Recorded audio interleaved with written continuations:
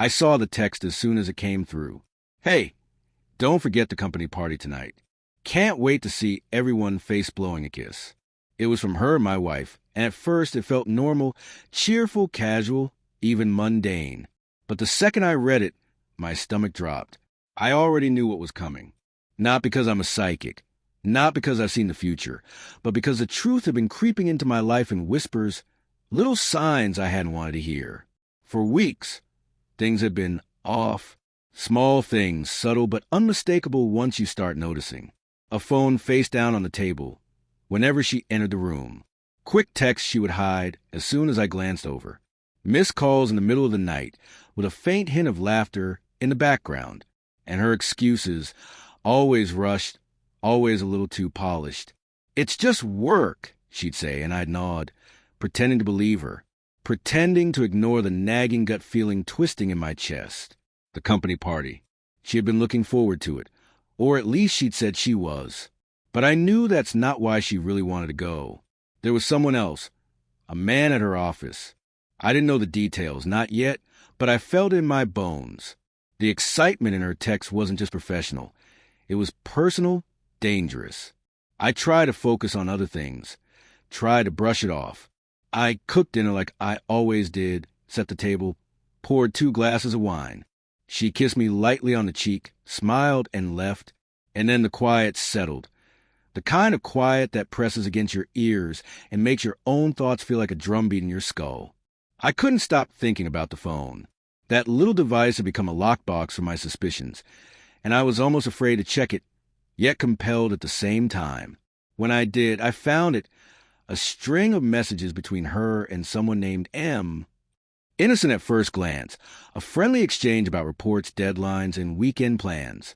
But the tone shifted over time, playful jokes, inside references, flirtatious emojis. Then the one message that shattered everything. "Can't wait to see you at the party tonight," winking-faced. I stared at it for a long time, my hands shaking, my mind racing. Memories that once felt warm and secure, our late-night talks, her laugh when she teased me, the way she used to look at me as if I were the only person in the world, suddenly felt like lies. Little betrayals hidden in plain sight. The party started. I stayed home. I didn't want to see her like that.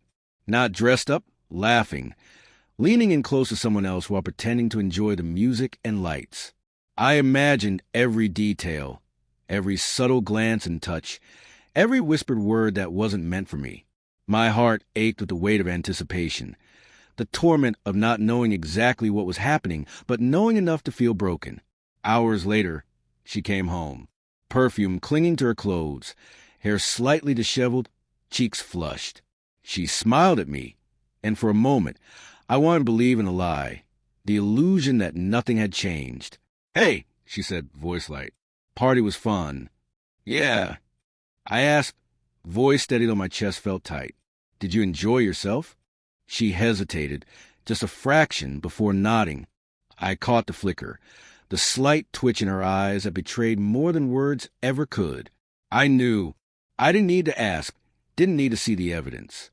My heart, the one she'd held so gently once, already knew the truth. The confrontation wasn't cinematic. There were no raised voices, no dramatic accusations. Just quiet. Me, holding the phone between us, showing her the messages I had already seen. Her eyes widened, not in shock, not in anger, but in guilt. I didn't mean for it to happen," she whispered. It started as fun, and I didn't know how to stop." Her excuses fell hollow. They always do in moments like this. Yet I listened. I understood, because people make mistakes, because emotions are messy, because love is complicated. But understanding didn't erase the betrayal. It didn't rebuild the trust that had been quietly dismantled over weeks, over months. I thought about the memories we shared, every late-night walk, every quiet dinner, every laugh that had once made the room glow. They still existed, but now they were tinged with doubt, shadows of what I thought was real. And the hardest part? I still loved her, even as my heart broke, even as my hand shook, even as I realized some things could never be the same. We talked for hours that night. She cried, I cried. Anger, sorrow, confusion, all tangled together in the dim light of our living room. She offered apologies, justifications, even tears of remorse.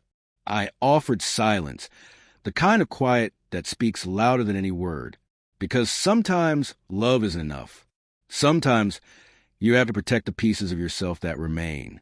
In the days that followed, I realized the most important choice wasn't about revenge or punishment.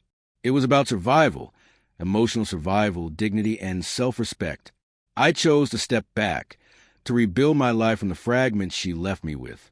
And while it hurt, while the echoes of her laughter and the memory of her flirtatious texts haunted me, I began to heal. Slowly, I learned to trust myself again, to listen to that inner voice I had ignored for too long. I learned that love, no matter how deep, cannot thrive without honesty.